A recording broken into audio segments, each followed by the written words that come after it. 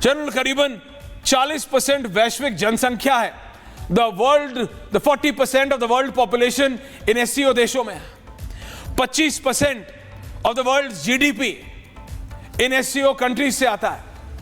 और अगर Russia, China और इंडिया एक साथ आ जाए, ये हमने पहले भी डिस्कस किया, in the present dispensation Trump की सच में तबियत खराब हो सकती है। General, opening remarks sir.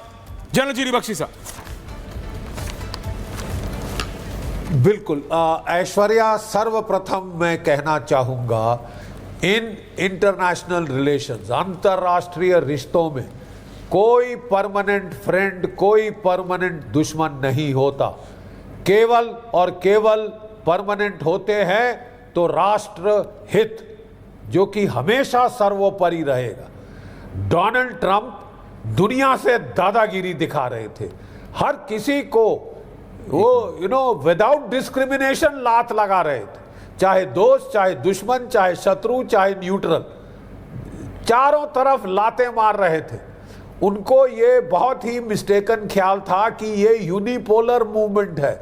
Unipolar movement 1991 में शुरू हुआ था जी, और सन 2000 के आने तक खत्म हो चुका था। अब मल्टीपोलर पावर इक्वेशन है, और ऐसे में डोनाल्ड ट्रंप ने जो वैश्विक स्तर पे लातें मारी हैं, खासकर अपने दोस्तों को, यूरोप को, जापान को, कोरिया को, ताइवान को, कनाडा को, मेक्सिको को, जो लातें मारी हैं उनको महंगी पड़ गई। सबसे पहले रीढ़ की हड्डी पूरी दुनिया में दिखाई भारतवर्ष ने। ठीक है, भारतवर्ष खड़ा हुआ है, अब जापान भी आंखें दिखानी शुरू कर दी हैं, अपने ट्रेड नेगोशिएटर को वापस बुला लिया है और भारत के साथ वो रिश्ते पक्के कर रहे हैं। Now coming to your specific question, can we trust China? मैं कहूंगा ट्रस्ट बट वेरीफाई। चाइना एक बहुत प्रैग्मेटिक सभ्यता है, प्राचीन सभ्यता है हमारे जैसी। वो जानती है कि इस वक्त उसको सबसे बड़ा खतरा अमेरिका से है, ताइवान की तरफ है, साउथ चाइना सी की तरफ है, उसकी ईस्टर्न फ्लैंक पे है। वो वेस्टर्न फ्लैंक पे पंगे नहीं लेना चाहता, क्योंकि वो देख लिया है कि उसका सौदा महंगा पड़ सकता है बेवजह। ठीक है, इसलिए चीन भी ये सोच के प्रैग्मेटिकली भारत के साथ पिछले साल शुरू हुआ था, और अब तो ट्रंप के शेनैनिगन से ये गहरा हो रहा है। ठीक है, मेरा बड़ा सीधा फलसफा है, चीन के साथ डील करना है, प्रैग्मेटिक देश है, टिट फॉर टैट। हम सबको याद है कि चेनी जब भारत आए तो वहां से सीधा पाकिस्तान गए। ठीक है साहब, टिट फॉर टैट। जो चीन को मेन प्रॉब्लम है वो अमेरिका से है, डोनाल्ड ट्रंप ने वो प्रॉब्लम खत्म कर दी है, भारत को धकेला है रशिया, इंडिया, चाइना कैंप के अंदर। डोनाल्ड ट्रंप ने ये प्रॉब्लम खत्म करी है चीन की। ठीक है साहब, अब सवाल रहा एशियन कंट्रीज के आपसी रिलेशन का, India Japan, India Philippines, India Vietnam relations. अगर चीनी साहब भारत से पाकिस्तान जा सकते हैं तो हमारे प्रधानमंत्री भी चीन आने के पहले जापान गए हैं। भाई जैसे को तैसा, जैसा आप हमको ट्रीट करोगे बिल्कुल वैसे हम आपके साथ व्यवहार करेंगे। Mirror image. प्रैग्मेटिक तरीका ये है कि ये कहना कि साहब चीन से परमानेंट दुश्मनी है, अमेरिका से तो हमारी शादी हो चुकी है, भाड़ में गई शादी, कोई शादी नहीं हुई है, और अब तो साहब 50% टैरिफ लगा के अगर हुई भी थी तो तलाक हो चुका है।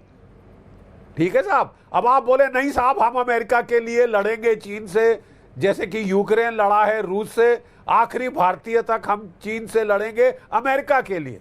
अगर साहब चीन से लड़ना है तो अपने राष्ट्र हितों के लिए लड़ेंगे, और अगर लड़ने की जरूरत नहीं है तो नहीं है, फिलहाल नहीं है। ठीक है, आगे क्या होता है कल की कल देखी जाएगी। मैं आज की बात कर रहा हूं, मैं यथार्थ की बात कर रहा हूं। Tit for tat.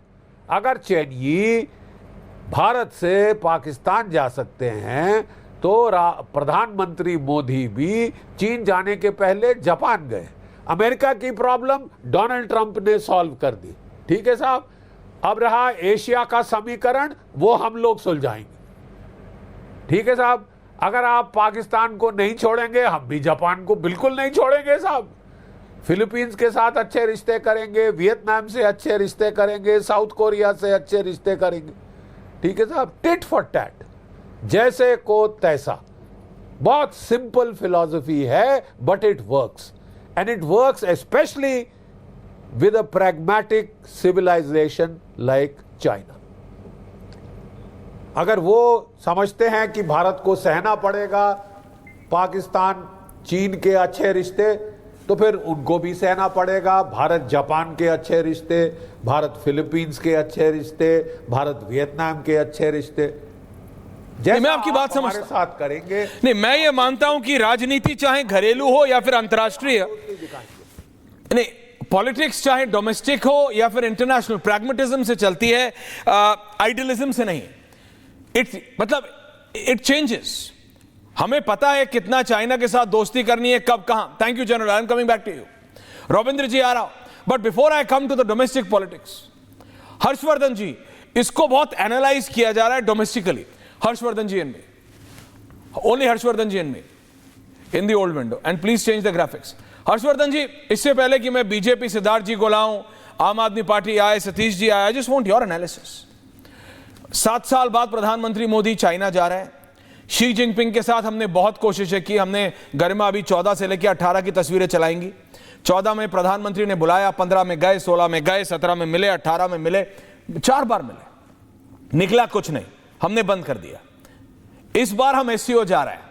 भारत का विपक्ष धीमी आंच में लेकिन आलोचना कर रहा है, वहां शाहबाज शरीफ भी होंगे। ऐसा तो है नहीं कि एससीओ की एक ही टेबल, जो लार्ज मीटिंग होती है, जो लार्ज मेंबर मीटिंग है, उसमें वो भी होगा, भारत भी होगा।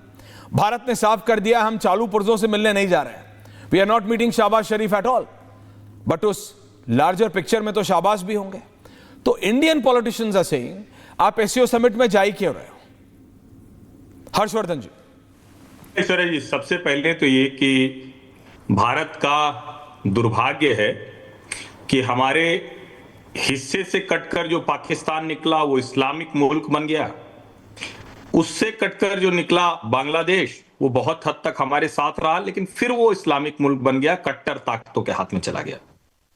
China on the other side, वो पूरी तरह से कम्युनिस्ट डिक्टेटर कंट्री है। वहां विपक्ष नहीं है जो शी जिनपिंग से सवाल पूछे कि गलवान में क्या हुआ था। वहां विपक्ष नहीं है जो सवाल पूछे कि बताओ तुम्हारे तो सारे टेंडर रद्द कर दिए मोदी की सरकार ने। वहां कोई ऐसा नहीं है जो कहे कि भाई ये बताओ पाकिस्तान के साथ इतना रहते हो, उससे हासिल क्या होता है। वो पूछने वाला नहीं। हम डेमोक्रेसी हैं, हम दुनिया की लार्जेस्ट डेमोक्रेसी हैं, और प्रधानमंत्री नरेंद्र मोदी की जो पॉलिसी है, स्पेशली विदेश नीति, अमेरिका, चाइना या दुनिया का कोई भी देश, उसमें एक लाइन है बस, और कुछ ही नहीं, नेशन फर्स्ट। और उसके आधार पर हम तय करते हैं कि कौन हमारे साथ है, उसके साथ हम वो बर्ताव करेंगे। चीन के साथ हमने कोशिश की, लेकिन चीन उस वक्त दूसरी पोजीशन में था। इसको जरा समझिए, आफ्टर 2021 दुनिया बदल गई, वर्ल्ड सिनेरियो चेंज हो गया है। चाइना से लोगों का भरोसा खत्म हो गया है, सप्लाई चेन वहां की टूट गई, वो स्टैग्नेट हो गए। अब नहीं समझ में आ रहा है कि इसके आगे कहां बढ़ेंगे। वहां फिनटेक के रिवोल्यूशनरी जैक मा गायब हो जाते हैं, वहां उनके बड़े बड़े अधिकारी गायब हो जाते हैं, शी जिनपिंग पर भी बड़े सवाल उठते हैं, फिर वो दिखने लगते हैं। इसका मतलब क्या हुआ, विद इन चाइना कुछ बड़ा है जो कुछ चेंज हो रहा है। अब वो चेंज कैसा है, नो वन नोज, वो शायद टाइम लगेगा। अमेरिका हमें मिला, कई लोग कहते हैं कि भारतीयों ने हवन किया ट्रंप के लिए, किया था ना। अरे भाई 16 से 20 में पाकिस्तान को मिलने वाली जो ग्रांट होती थी, एड होती थी, वो बंद करा दी ना हमने। नरेंद्र मोदी की पॉलिसी थी वो। अभी जो आए वो 24 के बाद दूसरा रंग दिखाना शुरू किया, लेकिन नरेंद्र मोदी नहीं दबे। चाइना को आज की तारीख में, जब रशिया यूक्रेन लड़ रहे हैं, आज की तारीख में जब अमेरिका इस तरह से व्यवहार कर रहा है, तब उनको लगता है कि अब भारत के साथ आना चाहिए। तो हमें इसको यूं भी देखना चाहिए कि कैसे जियोपॉलिटिकल इक्वेशंस बदले। और अभी मैं जीडी बख्शी साहब को सुन रहा था, दुरुस्त बात कर रहे हैं। हम तो उस नीति को मानने वाले हैं जहां एकमात्र क्या फॉर्मूला है विदेश नीति का, शठे शाठ्यम समाचरेत। जो जिस भाषा में समझता है उसको उसी भाषा में हम समझाते हैं, और इससे बेहतर कोई फॉर्मूला नहीं। चाइना के साथ हमें बस 2-3 चीजों का ख्याल रखना है। एक तो ये कि पाकिस्तान में उसके बड़े इन्वेस्टमेंट है, सीपीईसी में उसका बहुत पैसा लगा हुआ है, वो उसको लेकर कभी भी भारत के साथ प्रायोरिटी में नहीं बात करेगा। दूसरा, चाइना के साथ हमारा ट्रेड डिफिसिट बहुत है। हमें अगर उनके साथ रिश्ते करने हैं तो पहली शर्त रखनी पड़ेगी कि ट्रेड डेफिसिट हम कैसे कम करें।